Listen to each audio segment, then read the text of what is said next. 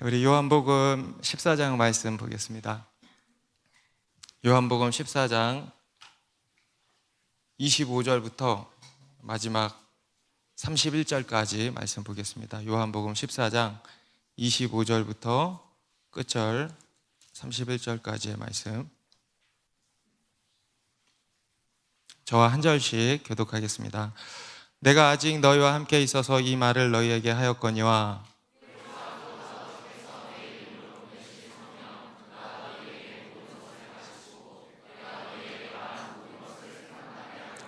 평안을 너희에게 끼치노니 곧 나의 평안을 너희에게 주노라. 내가 너희에게 주는 것은 세상이 주는 것과 같지 아니하니라. 너희는 마음에 근심하지도 말고 두려워하지도 말라.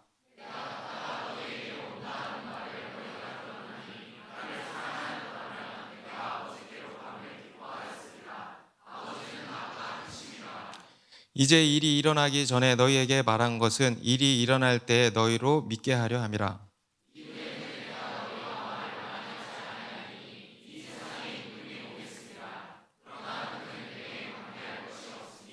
같이 읽겠습니다. 오직 내가 아버지를 사랑하는 것과 아버지께서 명하신 대로 행하는 것을 세상이 알게 하려 함이로라. 일어나라, 여기를 떠나자 하시니라. 아멘. 네, 이 자리에 이렇게 연세 있으신 장년분들도 이렇게 많이 앉아 계시는데 송구한 말씀을 먼저 드리고 시작을 하려고 합니다. 제가 요즘에 종종 드는 생각이, 나도 이제 나이가 들어가는구나. 죄송합니다. 네. 왜냐하면 이게 몸이 예전 같지 않다. 네. 귀엽게 들어주세요, 장년분들. 제가 원래 무릎이나 허리나 이런 거 아파 본 적이 한 번도 없는 사람인데 굉장히 건강한데 무릎도 아프고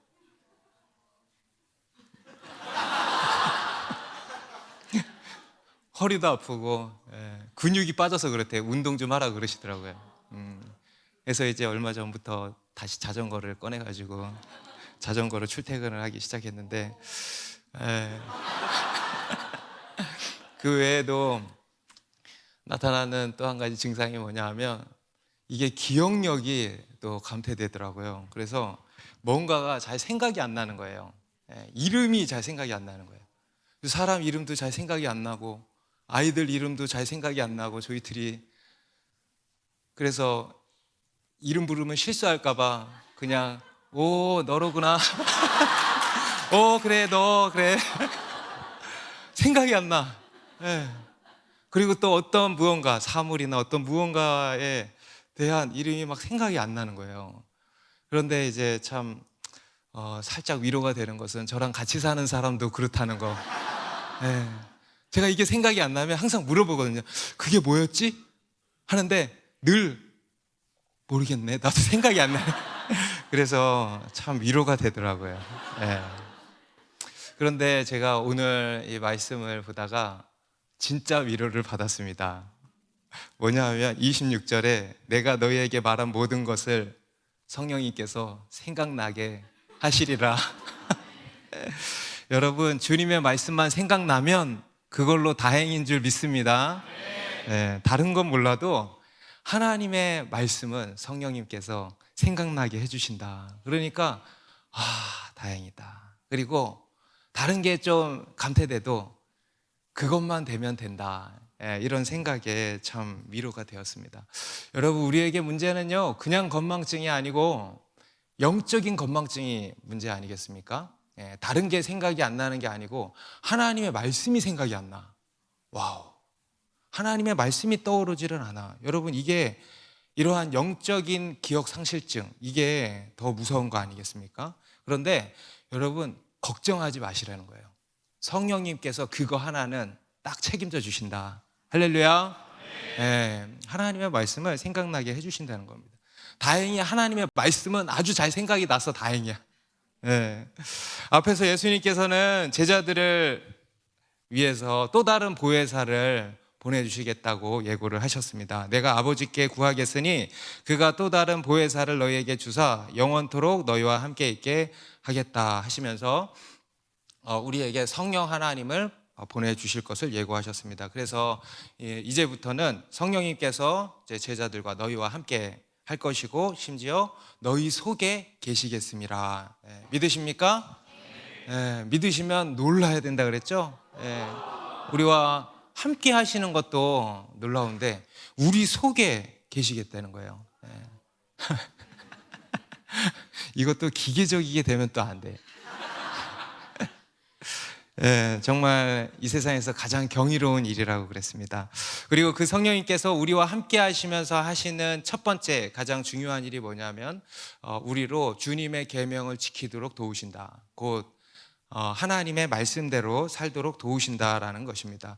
오늘 본문에서도 예수님께서 거듭 그에 대해서 자세히 말씀을 하십니다. 우리 25절 보시면 내가 아직 너희와 함께 있어서 이 말을 너희에게 하였거니와. 지금까지는 예수님께서 제자들과 함께 하시면서 제자들을 이끌고 다니시면서 제자들을 가르치시고 인도해 주셨다. 그리고 지금도 여전히 내가 너희와 함께 있어서 이렇게 가르치고 있잖아, 이 말씀을 하시는 겁니다. 그런데 이제 예수님께서는 곧 떠나시는 거예요. 그리고 그렇게 떠나시면 어떻게 되냐? 나 대신에 보혜사, 또 다른 보혜사 성령님께서 너희와 함께 하시며 너희에게 모든 것을 가르치실 것이다 라고 말씀을 하시는 겁니다. 우리 26절입니다. 같이 읽습니다. 시작.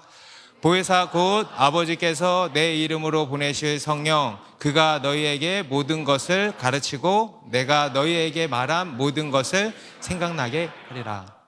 보혜사 곧 아버지께서 내 이름으로 보내실 성령님께서 너희에게 모든 것을 가르치신다. 여기서 모든 것은 이제 진리에 대한 모든 것이겠죠.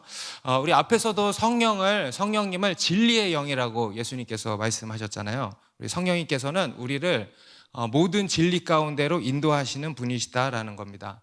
다시 말해서 우리에게 모든 진리를 깨닫게 하시고 또 믿도록 해주신다라는 겁니다. 여러분, 우리가 예수 그리스도를 믿고 또 성경의 진리를 다 깨닫고 믿을 수 있는 것은 누구 때문이라 그랬어요? 바로 이 진리의 영이신 성령님 때문에 우리가 그것을 깨닫고 믿게 되는 것입니다. 그래서 성령님께서 우리 인간의 이 이해력의 한계의 담을 확 무너뜨려 주신 거예요. 우리 이해력의 한계를 그냥 뛰어넘게 해주셨다라는 겁니다. 우리 고린도전서 2장 10절에도 보면은 이것도 같이 읽습니다. 시작. 오직 하나님이 성령으로 이것을 우리에게 보이셨으니 성령은 모든 것 곧 하나님의 깊은 것까지도 통달하시니라. 여러분, 우리 인간의 지각으로 하나님을 알 수 있습니까? 타락한 우리 인간의 지각으로 어떻게 하나님을 알 수 있겠습니까? 하나님이 계신 것도 몰라요. 하나님이 무엇을 하시는지, 하나님께 어떤 계획이 있는지, 하나님의 경륜 우리가 도무지 알지를 못합니다. 그것을 아는 것은 오직 성령님 뿐이시라는 거예요. 그래서 오직 성령님만이 그 모든 것, 하나님의 깊은 것까지도 통달하신다, 아신다 이겁니다. 그리고 그 성령을 통해서 그 성령님께서 우리에게 그것을 보이시고 가르치신다라는 것입니다. 그리고 이제 더 나아가서 그냥 원론적인 이야기만 가르쳐 주시는 것이 아니고 우리 삶에 적용되게도 하신다는 거죠. 우리 삶의 구체적인 정황 속에서 진리를 가르쳐 주시고 인도해 주신다라는 것입니다. 곧 우리 삶에 하나님의 뜻을 가르쳐 주신다라는 거죠. 제가 참고하는 주석 성경이 있는데 거기에 보니까 진리에 대해서 이렇게 정의를 내려놨더라고요. 진리는 하나님의 현실. 좀 어려운 말 같지만 제가 이걸 보면서 굉장히 명쾌했어요. 진리 이퀄 하나님의 현실, 이렇게 딱 써 있는 거예요. 여러분, 진리는 하나님의 현실이에요. 여러분, 우리 그리스도인은 이 진리, 하나님의 현실을 사는 자들입니다.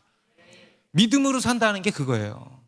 우리는 이 세상 현실을 사는 게 아니고 하나님의 현실을 살게 되시기를 바랍니다. 하나님의 현실, 곧 하나님의 뜻이죠. 이 하나님의 뜻을 성령님께서 가르쳐 주신다라는 겁니다. 여러분, 하나님의 뜻을 알고 싶으십니까?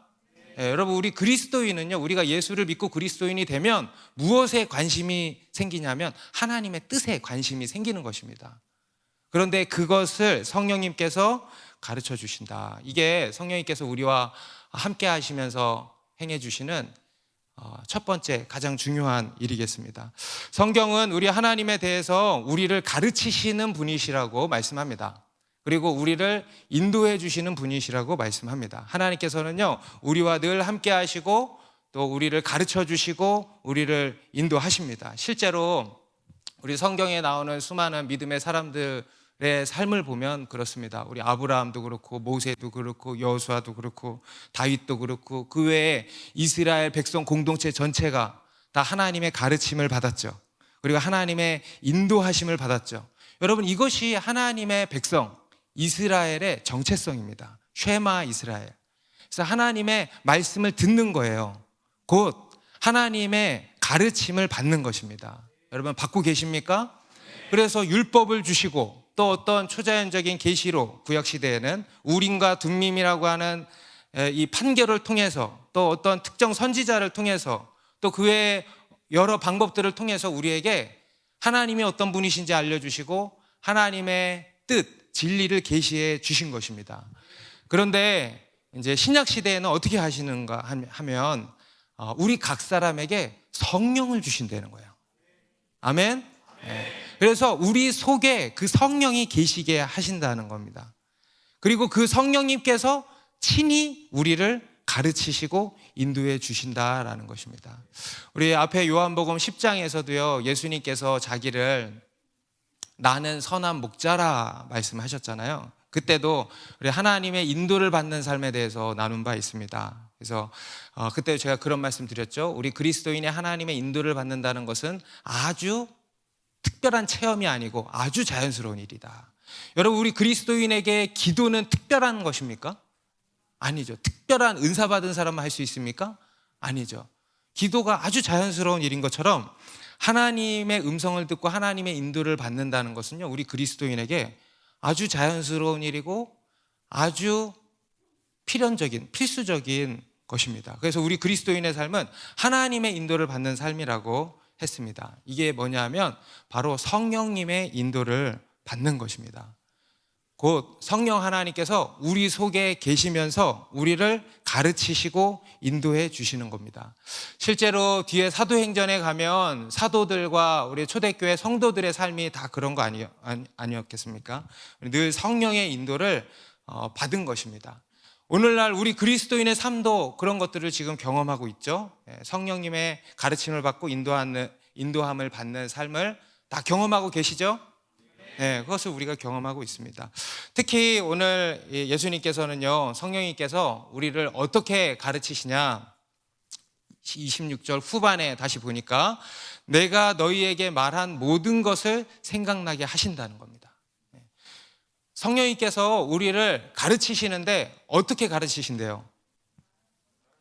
네, 예수님께서 말씀하신 것, 곧 하나님의 말씀을 생각나게 해주신다는 겁니다. 우리 하나님께서는 우리에게 말씀하시는 분이십니다. 그런데 그 말씀하시는 방법 중에 하나님이 가장 좋아하시는 방법이 뭐냐면 성경 말씀을 통해서 말씀하시는 거예요. 성경 말씀을 생각나게 해주시는 거예요. 성경 말씀으로 우리를 가르치시는 이러한 방법. 물론 뭐 다른 특별한 방법으로도 우리에게 계시하실 때도 덜어 있습니다. 그런데 먼저는 성경 말씀을 통해서 우리에게 말씀하시는 것을 가장 좋아하신다라는 것입니다. 그래서 하나님의 말씀을 떠오르게 하시고요, 생각나게 하시는 거죠. 그것이 이제 가장 안전한, 가장 편안한 이제 방법인 것입니다. 오늘 예수님께서도 말씀을 하시는 겁니다. 성령님께서 우리를 가르치시되 어떻게 가르치시냐?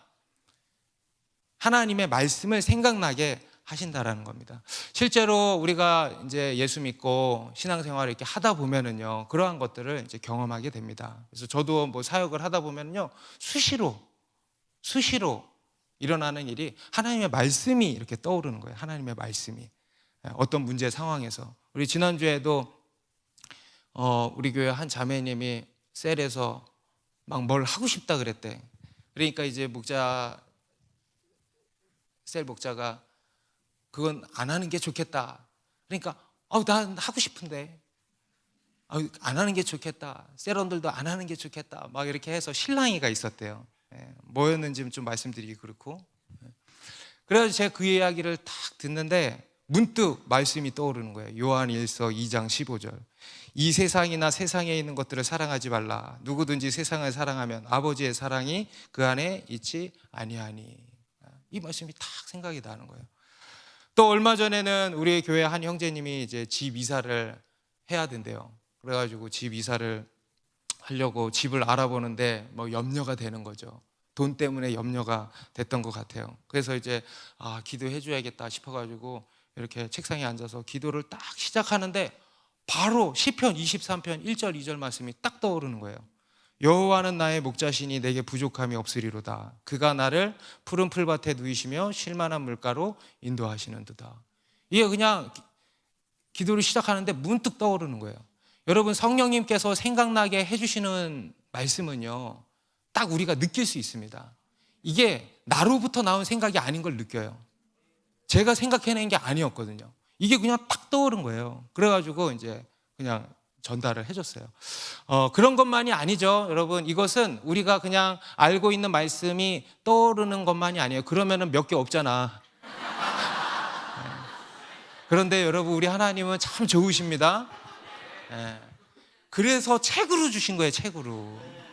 그래서 외우지 못하면 좀 가까이라도 하시면 좋겠어요. 외우지 못하면, 기억력이 감퇴됐으면 그냥 가까이라도 봐. 얼마나 감사해. 책으로 이렇게 지워지지 않는, 이렇게 기록되어 있는 말씀으로 주신 게. 그래서 말씀을 생각나게 해주신다는 것은 단순히 우리가 떠오르는 그런 형태만이 아니고, 우리가 말씀을 접할 때, 말씀을 이렇게 가까이 할 때, 설교를 들을 때, 또는 큐티를 할 때, 또는 통독을 할 때, 그 외에 여러 형태로 이렇게 말씀을 접할 때 그 말씀으로 성령님께서 우리를 가르쳐 주시는 거예요. 그래서 마음에 확 와닿는 거예요, 말씀이. 이거를 우리가 소위 레마의 말씀이라 그러잖아요. 하나님의 말씀이 특별하게 내가 원래 알고 있었던 말씀인데 정말 살아있는 말씀처럼 이렇게 와닿는 이런 것들. 말씀이 살아있게 와닿는 거예요. 이게 여러분, 성령님께서 우리 가운데 말씀을 생각나게 해주시는 것입니다. 그래서 이제 어떤 목자님은 지난주에 또 이런 이야기를 하더라고요. 지난주에 우리 큐티 본문에 보면은 이제 그 목자님이 자기 세런의 어떤 문제 때문에 막 잠도 안 오고 너무 막 힘든 시간들을 보냈는데, 지난주에 우리 큐티 본문 중에 중풍병자를 고치신 예수님의 이야기가 있었잖아요. 그거를 보는데 그 친구가 지금 중풍병자구나, 침상에 이렇게 누워있는 중풍병자구나 라는 것이 깨달아지면서 이 침상채 들고 예수님께 나아가야 되겠다, 이러한 생각이 들면서 자유해졌다 그러더라고요. 여러분, 이런 것들이 이제 예수님께서 우리 가운데 그 말씀을 생각나게 하시는 겁니다. 그러니까 하나님의 말씀을 가지고 우리에게 이렇게 가르치시는 거예요. 그래서 여러분, 어떻게 해야 되겠어요? 우리는 가능한 대로 말씀을 많이 암송하고 있으면 좋겠고, 그게 아니더라도 매일 성경을 가까이 하고 접하는 것이, 가까이 하는 것이 중요한 것입니다. 그래서 여러분, 우리가 매일 직장생활 하는 사람들은 특히 매일 큐티 하는 게 그렇게 중요한 겁니다. 그래야 성령님께서 우리를 이렇게 잘 가르치실 수가 있는 거예요. 편하게. 그래서 성령님께서 우리를 가르치실 때 편하게 가르치실 수 있도록 우리가 해드려야 되지 않겠습니까? 그게 뭐냐면 말씀을 이렇게 가까이 해야 한다는 겁니다. 그런데 이제 반대로 그런 게 없다, 큐티도 안 하고 수요예배도 안 나오고 그냥 오직 이 자리에만 나와서 그냥 하루에, 일주일에 말씀은 오직 이 자리에서만 해결한다, 그러면 여러분, 주님이 말씀하실 기회가 있어요, 없어요? 없는 것이죠. 그리고 또 이런 사람들도 있어요. 보면은 말씀으로 가르침을 받는 거는 없고 맨날 꿈만 꾸는 사람들이 있어. 자기가 무슨 요셉도 아니고 말이죠. 그래서 맨날 보면 신앙생활을 한 지 10년, 20년이 됐는데 나눔이 꿈만 하는데 무슨 꿈을 꿨는데 잠을 얼마나 자면 계속 꿈만 꾸는지 내가 속으로 막 판단이 되더라고. 예. 무슨 꿈을 꿨는데 꿈 얘기만 하는 거예요. 물론 하나님께서 꿈을 통해서도 말씀하시죠. 환상을 보이시기도 하죠. 또 어떤 예언의 말씀을 주시기도 합니다. 그런데 먼저는 뭘 통해서? 성경 말씀을 통해서 우리를 가르치시는 겁니다. 그리고 그 외의 것들은요, 이제 우리로 더 확신을 가지도록 이렇게 해주시는 거예요. 저도 보면 성령님께서 가르쳐 주시고 인도해 주시는 이제 삶을 살고, 특히 사역자로서 더더욱 그렇지 않겠습니까? 그런데 정말 감사한 게 뭐냐 하면요, 항상 먼저 말씀으로 가르쳐 주세요. 그래서 저도 설교를 하지만 그 설교 말씀을 통해서 가르쳐 주시고, 큐티 말씀을 통해서 가르쳐 주시고, 그리고 또 그 외의 꿈이라든가 이런 예언의 말씀이라든가 이런 것들로 이렇게 확신을 주시는 거예요. 그러니까 이게 흐름이 같은 게 너무 감사하더라고. 흐름이 같은 거예요, 흐름이. 그래서 더 확신을 가지고 하나님을 따라가게 하시는 것 같습니다. 그래서 여러분, 성령님께서는 우리를 가르치신다 그랬습니다. 그러면 우리는 가르침을 받아야겠죠? 주시면 받는 것도 중요한 거예요. 받아야 되는 거예요. 그런데 특별히 어떻게 받냐? 하나님의 말씀을 통해서 가르침을 받게 되시길 바랍니다. 그리고 그것을 위해서 하나님의 말씀을 늘 가까이 하는 거예요. 그리고 그 가운데서 성령님의 가르침을 구하고 받고 그렇게 인도함을 받는 삶을 살게 되기를 바랍니다. 그리고 이제 그렇게 성령님의 가르침을 받고 성령님께서 우리와 함께 하시는 삶을 살잖아요. 그러면 우리에게 주어지는 놀라운 은혜가 무엇이냐면 바로 진정한 평안을 주신다는 거예요. 평안. 우리 27절 말씀 다 같이 읽습니다. 시작. 평안을 너희에게 끼치노니 곧 나의 평안을 너희에게 주노라. 내가 너희에게 주는 것은 세상이 주는 것과 같지 아니하니라. 너희는 마음에 근심하지도 말고 두려워하지도 말라. 여러분, 우리 인간에게 필요한 것들이 많이 있겠지만 지금 여러분들 삶에 필요한 게 많이 있죠. 그렇죠? 그런데 그 무엇보다 필요한 게 뭔지 아십니까? 여기 답이 나와 있으니까 평안이에요, 평안. 그 무엇보다 필요한 것은요, 평안입니다. 특히 오늘날 스트레스와 혼동으로 가득 찬 오늘날을 살아가는 우리 현대인에게는 더더욱 필요한 게 평안이에요, 평안. 여러분, 우리가 아무리 돈이 많고 출세를 하고 또 이것저것을 얻는다고 해도 평안이 없으면 정말 헛된 거 아니겠습니까? 평안이 없으면요, 우리의 인생은 여전히 가련하고 불행한 인생이 되는 겁니다. 그런데 반대로 나에게 이런저런 것들이 없는데도 평안이 있다, 참된 평안이 있다, 여러분, 그걸로 된 거죠. 아멘입니까? 네, 그걸로 된 거예요. 우리에게는요, 그 무엇보다 지금 저와 여러분에게 필요한 것은 평안이라는 것입니다. 그러면 이러한 참된 평안은 어디서 나올까? 하나님께로부터 나온다는 겁니다. 여러분, 성경은요, 우리 하나님에 대해서 평강의 하나님이라고 말씀합니다.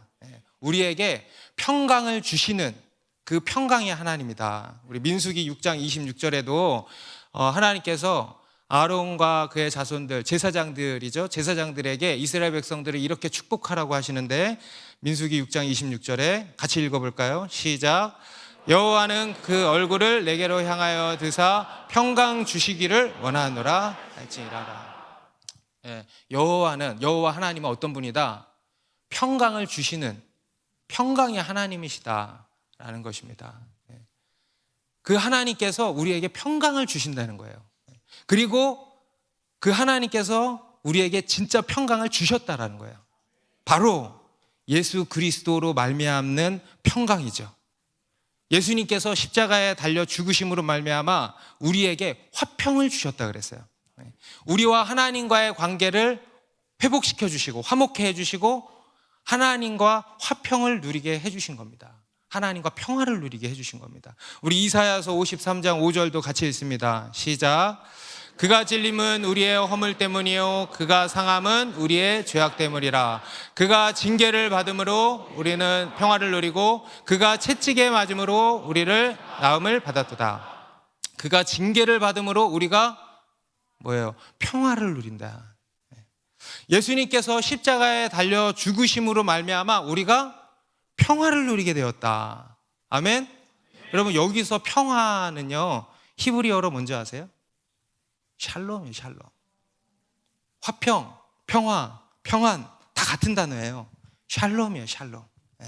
하나님을 떠나서 늘 근심, 걱정, 염려, 불안, 두려움 가운데 시달리던 우리가 하나님과의 관계가 회복되고 하나님 안에서 참된 평안을 누리게 되었다라는 것입니다. 할렐루야. 이것이 바로 예수 그리스도의 평안이에요. 예수 그리스도로 말미암는 평안. 그래서 예수님께서는요, 오늘 그 평안을 제자들에게 주신다고 하시는 것입니다. 27절 다시 보면, 평안을 너희에게 끼치노니 곧 나의 평안을 너희에게 주노라. 내가 너희에게 주는 것은 세상이 주는 것과 같이 아니하니라. 나의 평안. 아까 얘기했던 예수 그리스도의 그 평안을 주신다는 겁니다. 그리고 이것은 세상이 주는 것과 같지 않다 그러죠. 여러분, 세상이 주는 것은 뭡니까? 세상이 주는 평안, 일시적인 평안, 그렇죠? 외적인 평안이에요. 외적인 평안. 환경에 의해 좌지우지되는 평안, 상황에 의한 평안. 그래서 환경이 좋으면 평안하고 상황이 평안하면 평안하고, 이게 세상이 주는 평안이죠. 내 소유로, 통장 잔고로 인한 평안, 무언가를 소유함으로, 이걸 다 가지고 있음으로 가지는 평안, 내 지위로, 내가 지금 서 있는 그 지위로 가지는 평안, 또는 어떤 세상 쾌락으로 누리는 평안, 알코올로 누리는 평안, 세상 즐거움으로, 여행으로 잠시 잠깐 누리는 평안. 여러분, 이런 것들은요, 마약과 같은 거예요. 마약이 뭡니까? 저 안 해봐서 모르겠는데 마비시키는 거지. 술은 다 먹어봤죠. 뭐예요? 마비시키는 거죠. 그게 세상이 주는 평안이에요. 여러분, 그게 진짜 평안입니까? 그게 참된 평안입니까? 그건 참된 평안이 아니에요. 그거는 언제든지 깨질 수 있는 것입니다. 그 환경이 사라지면은요, 바로 깨져버려요. 이것은 겉으로는 평안해 보일지 모르지만 파고 들어가면은 여전히 불안이 있고 근심, 염려, 걱정, 두려움이 있는 것입니다. 여러분, 이것은요, 진짜 평안이 아니라는 거예요. 여러분, 진짜 평안은 어떤 거냐면 환경을 초월한 것이어야 됩니다. 그렇지 않습니까? 여러분, 내가 환경에 좌지우지되는 평안을 평안으로 삼겠습니까? 아니에요. 우리는 그따위 평안 취급하지 않아요. 환경을 초월해서 있는 평안을 우리는 추구하는 것입니다. 곧 환경을 초월하는 내적인 평안이에요. 내적인 평안. 환경과 상관없이 평안한 거. 우리 마가복음 4장에 가면은요, 제자들이, 예수님께서 제자들과 함께 배를 타고 가세요. 배를 타고 가는데 갑자기 거친 풍랑이 일어난 거예요. 그러니까 막 제자들이, 그들은 어부 출신들이 또 여러 섞여 있는데 베테랑들이라는 거죠. 그런데도 막 두려운 거예요. 우와, 큰일 났다. 어떡하냐. 막 물 막 퍼내고 막 어떡하냐. 그런데 그때 예수님이 어디 계시지? 배 고물에서, 그것도 베개를 베고 깊이 주무셨다는 거예요. 배가 막 그렇게 흔들리는데도 그렇게 주무셨다는 거예요. 너무 피곤하셔서 그랬을까? 아니죠. 곧 평안하셨다는 거예요. 평안이 있으셨다는 거예요. 평강의 하나님이시니까. 환경과 상관없이, 환경을 초월해서 평안하신 것입니다. 이런 평안을 얘기하는 것입니다. 어떤 사람은 에이, 그건 예수님이니까 그렇죠, 이러는 사람도 있을지 모르겠어요. 사도행전 12장에 가면은요, 베드로도 그랬어요. 여러분 잘 아시죠? 헤롯 왕이 초대교회를 핍박하기 시작했어요. 그래서 야고보 사도를 참수시켰습니다. 사도들 중에 첫 순교자가 나왔던 것이죠. 그리고 베드로도 붙들어서 감옥에 가둬놨어요. 그리고 그 다음날 또한 참수시키려고 딱 했습니다. 여러분 같으면 어떻게 했습니까? 잠이 오겠습니까? 여러분 요즘에 밤에 잠이 잘 오십니까? 어떻게 했어요? 잠이 안 오겠죠. 그런데 베드로도 어떻게 했습니까? 감옥에서 마찬가지 푹 주무시고 계셨어요. 우리 사도행전 12장 6절 7절 보니까 헤롯이 잡아내려고 하는 그 전날 밤에 베드로가 두 군인 틈새에서 두 쇠사슬에 매어 누워 자는데 파수꾼들이 문 앞에서 옥을 지키더니 호련히 주의 사자가 나타내매 옥중에 광채가 빛나며 또 베드로의 옆구리를 쳐 깨워 이르되 급히 일어나라 하니 쇠사슬이 그 손에서 벗어지더라. 아주 놀라운 일이 일어났죠. 그런데 더 놀라운 사실은 뭡니까? 두 군인 틈새에서 두 쇠사슬에 매여서 누워 자고 있었다는 거예요. 천사가 정말 내가 천사 생활 하다 이런 놈은 처음 보네 했을 거야. 자고 있어, 이 상황에서. 그리고 옆구리를 쳐야 일어나. 보통 다 일어나는데 얘는 내가 와도 안 일어나. 쳐야 일어나. 이런 평안이에요. 이런 평안. 할렐루야. 이게 여러분 환경을 초월하는 진짜 평안이에요. 초월적인 평안. 그런데 이 평안을 예수님께서 주신다라는 거예요. 하나님께서 예수 그리스도로 말미암아 이 평안을 주시고, 그리고 예수님께서 매우 구체적이고 실제적으로 이 평안을 주시겠다 하시는데, 그게 또한 뭐냐면 바로 성령님이시라는 겁니다. 할렐루야. 그 구체적인 실제적인 성취도 바로 성령 하나님이시라는 겁니다. 예수님께서 우리에게 성령을 주심으로 진정한 평안을 주시는 겁니다. 그래서 성령으로 우리와 함께 하시고 우리 속에 계시면서 우리에게 진정한 평안을 주시는 거죠. 자, 그러면 그것을 위해서 우리는 어떻게 해야 되는가? 여러분, 우리가 여기서 유념해야 될 것은요, 그 평안이 그냥 자동적으로 주어지는 것이 아니라는 겁니다. 우리가 어떻게 해야 돼요? 어떻게 해야 되냐? 바로 성령의 통치를 받아야 돼. 따라합시다. 성령의 통치. 로마서 8장 6절은 이렇게 말씀합니다. 같이 읽습니다. 시작. 육신의 생각은 사망이요 영의 생각은 생명과 평안이니라. 뭐래요? 영의 생각이라 그러죠. 그냥 생명과 평안이 아니고 영의 생각은 생명과 평안이라. 여러분, 육신의 생각이 뭡니까? 여러분, 영의 생각은 뭡니까? 성령의 생각. 성령의 생각 뭐예요? 성령의 통치를 받는 생각. 우리의 생각이 성령의 통치를 받는 거예요. 그리고 그러지 못한 게 뭡니까? 육신의 생각이죠. 육신의 통치를 받는 생각. 이게 육신의 생각이에요. 우리 세번역 성경에는 이렇게 말씀합니다. 육신에 속한 생각은 죽음입니다. 그러나 성령에 속한 생각은 생명과 평안입니다. 성령의 생각, 성령에 속한 생각이 생명과 평안이래. 그러면 어떻게 해야 돼? 우리의 생각이 누구 안에 들어가야 돼? 성령의 통치를 받아야 되는 거예요. 그렇게 되시기를 바랍니다. 그래서 우리의 생각이요, 성령의 통치를 받아야 되는 거예요. 그럴 때 우리에게 주어지는 결과가 생명과 평안이라는 것입니다. 그래서 영의 생각, 우리의 생각이 영의 생각이 돼야 돼요. 그래서 여러분, 우리 그리스도인의 삶에 중요한 목표가 되는 게 뭐냐면 바로 이 평안인 것입니다. 샬롬. 우리 좌우로 이렇게 인사합시다. 샬롬. 우리가 그렇게 인사하는 것이 샬롬.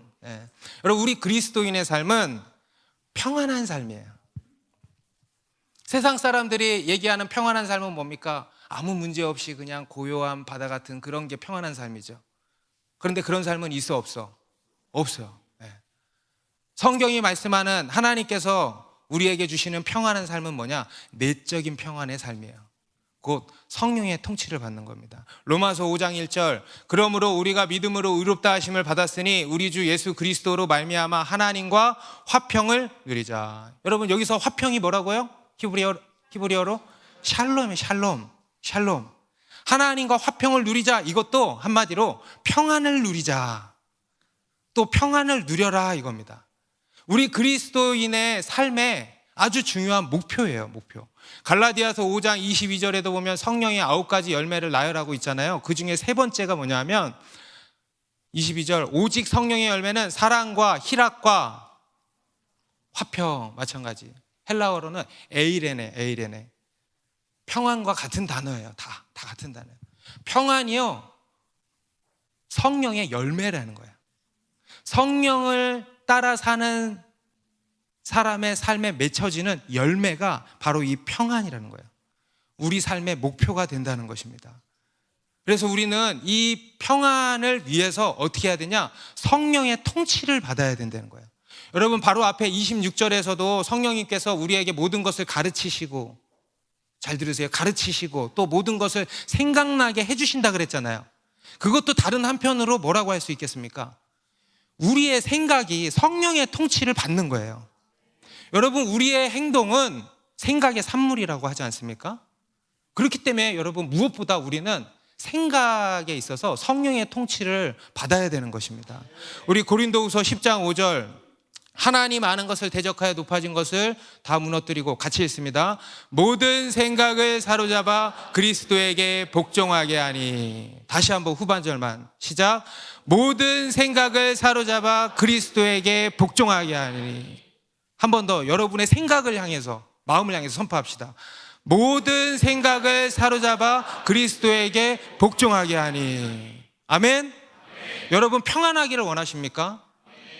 그러면 모든 생각을 사로잡아 그리스도에게 복종하게 하셔야 돼. 복종하게 하셔야 돼. 우리의 생각이 그냥 막 날뛰는 것이 아니라, 육신에 속한 것이 아니라 성령에 속한 생각이 되게 해야 돼. 성령께 통치받도록 모든 생각을 사로잡아 그리스도에게 복종하게 해야 된다는 것입니다. 여러분, 성령의 통치를 받으십니까? 매일의 삶 가운데에서 여러분, 아침에 일어나서 성령의 통치를 받으십니까? 아니면 세상의 통치를 받습니까? 여러분, 오늘날 마귀가 이 세상을 어떻게 통치하는지 아세요? 미디어로 통치해. 스마트폰으로 통치해. 여러분, 성령의 통치를 받습니까? 아니면 스마트폰의 통치를 받습니까? 뉴스, 인터넷 뉴스의 통치를 받습니까? 여러분, 우리 그리스도인은요, 성령의 통치를 받아야 되는 겁니다. 아침에 일어나자마자부터 스마트폰 열고 뉴스 보고 이러면 뭐의 통치를 받는 거예요? 스마트폰의 통치를 받는 거예요. 이러면 성령 충만, 이러면 평안을 받겠어, 못 받겠어요?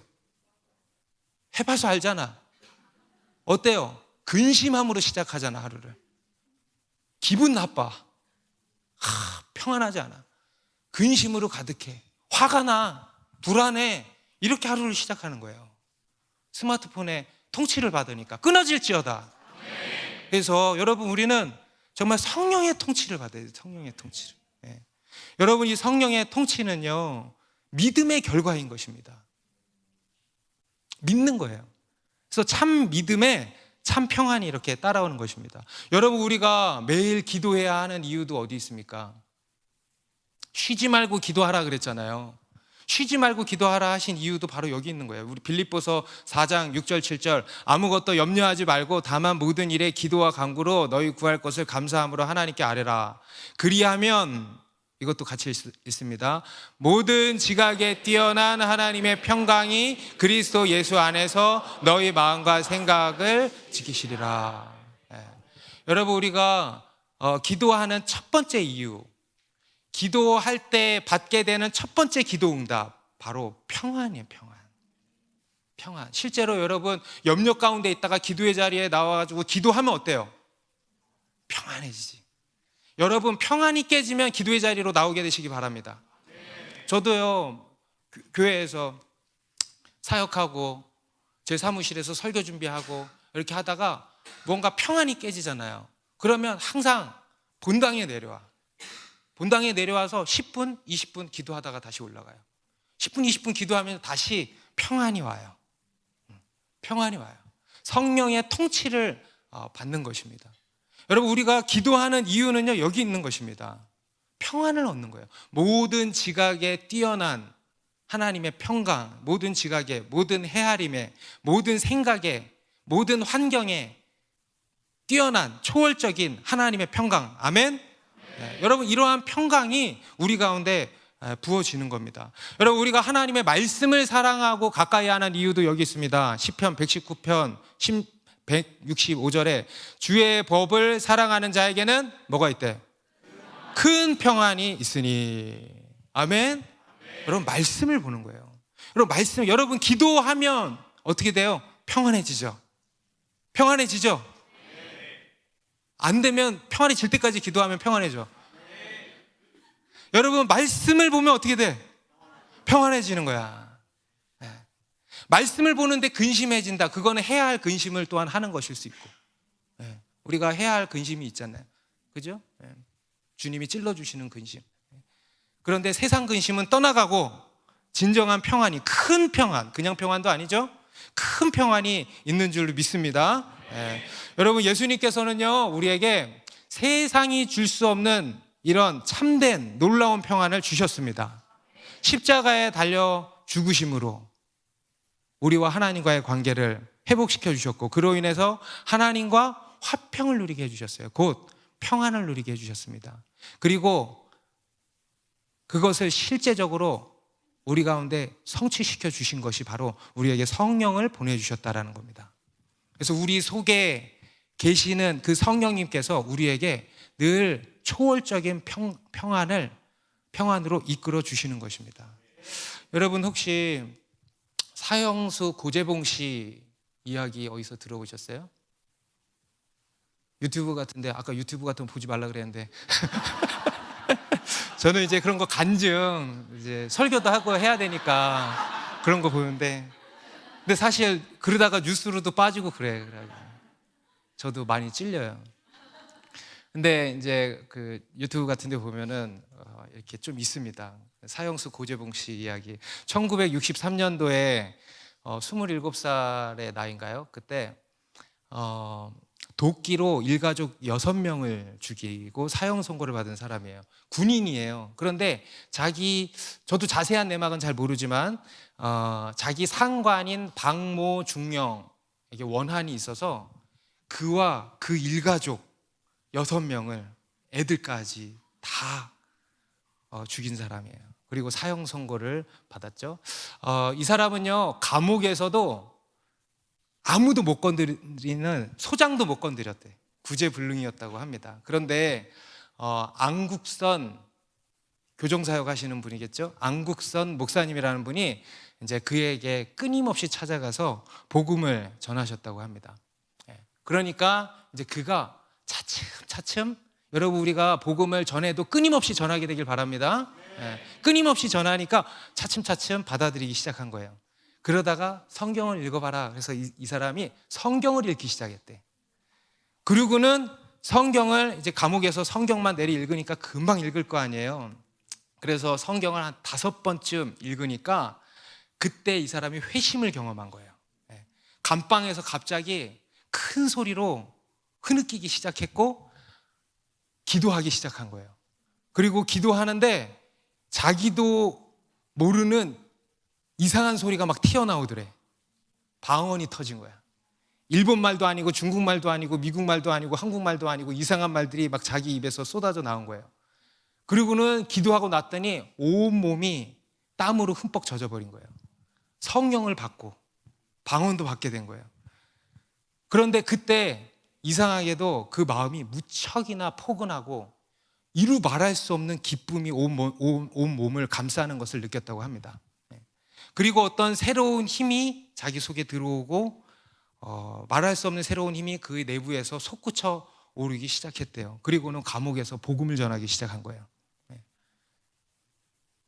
그렇게 살기로 가득했던 사람인데 그 얼굴이 어느덧 해맑은 어린아이처럼 변하기 시작한 거예요. 신앙적으로도 점점 성숙해져 가고 탄탄해져 갔대요.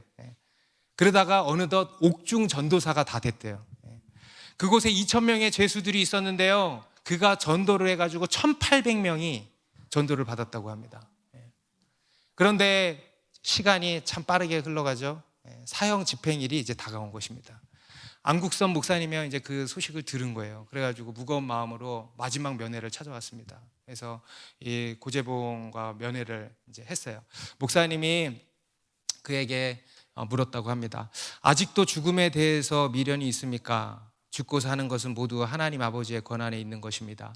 죽는 것이 두렵습니까? 형제여, 내가 예전에 한 말을 다시 한번 기억하고 대답해 주십시오. 이 고재봉 씨가 이게 무슨 얘기, 왜 그러시지? 영문도 몰라서 멍하게 목사님을 쳐다보고만 있었대요. 그러니까 이제 다름 아니라 박중령에 대해 어떻게 생각하고 있냐는 얘기입니다. 아직도 원한을 품고 있습니까? 그러니까 이 고재봉 씨가 그게 무슨 말씀입니까? 저는 조금도 그런 생각 갖고 있지 않습니다. 그러니까 이제 이 목사님이 눈시울이 붉어지시면서 그럼 됐습니다. 그러니까 이 고재봉 씨도 무언가를 느꼈는지 목사님의 손을 꽉 잡고 목사님도 그의 손을 꽉 잡았대요. 그리고 그게 이제 그 목사님과의 마지막 만남이었습니다. 그리고 이제 사형 집행 날이 이제 됐는데 고재봉 씨는 아침에 일어나서 여느 때와 같이 찬송가를 부르고 또 성경을 읽고 있었다고 합니다. 그리고 그 순간 밖에서 이제 간수가 이야기를 했대요. 고재봉 전방, 여러분 전방이 뭐냐면 방을 옮긴다는 뜻이래요. 그런데 이게 그런 뜻만 있는 게 아니고 사형수에게는 이제 또 특별한 의미가 있는 거죠. 고재봉 씨는 그게 무슨 의미인지 이제 안 거예요. 그리고는 이 고재봉 씨가 감방 밖으로 이제 나오게 됐습니다. 그 여느 때와 다르지 않은 똑같은 표정으로 뚜벅뚜벅 복도를 걸어갔대요. 그런데 그 옆방에 있던 사람들이 철장 속에서 흐느끼기 시작한 거예요. 고형하면서 손을 뻗치고 그 한 사람 한 사람 인사를 했대요. 그래서 예수님 잘 믿으시오. 그리고 출소하면 꼭 교회 나가시오. 이렇게 이야기를 했대요. 밖에는 그 고재봉 씨를 호송할 호송차가 기다리고 있었습니다. 그리고 차를 타고 한참 동안 이제 사형장으로 간 거죠. 그 당시에는 총사를 시켰대요. 총사를. 한참을 달리다가 멈춘 곳은 어느 군부대 뒷산이었대. 가니까 많은 간수들과 검찰관과 또 총을 가진 헌병들과 목사님과 여러 사람들이 기다리고 있었대요. 간수 두 사람이 고재봉을 부축하고 말뚝에 기대게 하고 밧줄로 그를 묶었다고 합니다. 마지막으로 하고 싶은 말이 있으면 해라 그랬대요. 그러니까 이 고재봉 씨가 요한복음 3장 16절을 읊었대요. 하나님이 세상을 이처럼 사랑하사 독생자를 주셨으니 이는 저를 믿는 자는 멸망하지 않고 영생을 얻게 하려 하심이라. 그리고 침묵이 흘렀어요. 할 말이 또 없나? 그러니까 이 고재봉 씨가 검찰관님, 제가 웃고 있을 때 방아쇠를 당겨주십시오. 매우 침착했대요. 그리고는 소리를 높여서 찬송가를 부르기 시작했다 그럽니다. 그리고 찬송가가 끝날 즈음에 그가 이제 눈은 가려져 있고 환하게 미소를 짓더래요. 그리고 그때 방아쇠가 당겨진 거예요. 그리고 그렇게 세상을 떠났습니다. 그리고 그 시신을 수습하는데 여전히 얼굴이 평안하고 미소가 가득한 거예요. 그것을 보고 그 자리에 있던 사람들도 예수를 믿었다는 거예요. 죽으면서까지 전도를 이렇게 한 거죠.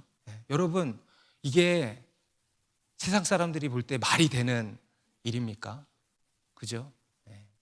세상이 주지 못하는 평안이 바로 이런 것입니다. 여러분, 하나님께서 우리에게 이러한 참된 평안을 주십니다. 예수 그리스도를 통하여서 우리에게 이 평안을 주신 것입니다. 오늘 예수님께서 우리에게 이렇게 말씀하십니다. 평안을 너희에게 끼치노니 곧 나의 평안을 너희에게 주노라. 내가 너희에게 주는 것은 세상이 주는 것과 같이 아니하니라. 너희는 마음에 근심하지도 말고 두려워하지도 말라. 거듭 말씀하시죠. 여러분, 우리 삶에 이런저런 문제들이 얼마나 많습니까? 하지만 여러분, 하나님께서는 오늘 이 시간에도 우리와 성령으로 함께 하십니다. 그리고 우리를 가르치시고요, 우리를 인도하고 계십니다. 그리고 하나님의 말씀을 생각나게 하십니다. 그리고 모든 지각에 뛰어난 하나님의 평강을 우리 가운데 부어주십니다. 여러분, 그 평강을 받으시기 바랍니다. 그리고 그 성령께서요, 우리를 이 세상 가운데로 담대히 나아가도록 이끄신다고 말씀합니다. 우리 마지막 31절, 오직 내가 아버지를 사랑하는 것과 아버지께서 명하신 대로 행하는 것을 세상이 알게 하려 함이로다. 일어나라, 여기를 떠나자 하시니라. 여러분, 우리는 이 평안을 세상이 알도록 해야 되겠습니다. 세상이 알게 하려 함이로라. 일어나 여기를 떠나자.